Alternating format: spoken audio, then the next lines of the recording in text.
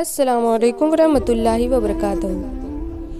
जाने माने शायर और स्क्रीन राइटर जावेद अख्तर की आज सालगिरह है। जावेद अख्तर की पैदाइश 17 जनवरी 1945 में हुई। जावेद अख्तर को पद्मश्री, पद्म भूषण और साहित्य अकेडमी इनाम और 5 बार राष्ट्रीय फिल्म इनामात से नवाजा गया है।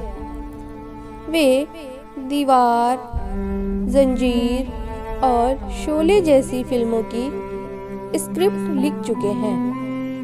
उन्होंने कई फिल्मों के लिए गीत लिखा है। जावेद अख्तर राज्यसभा के मेंबर भी रह चुके हैं। उनकी शादी एक मशहूर फिल्म अदाकारा यानी फिल्म एक्ट्रेस मोहतरमा शबाना आज़मी से हुई है।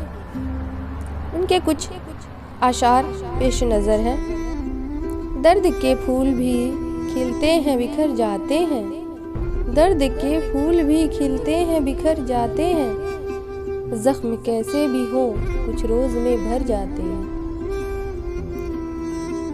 कांटों का भी एहसान अदा कीजिए हुजूर, कांटों का भी एहसान अदा कीजिए हुजूर, कई बार फूलों की लाज बचाई है,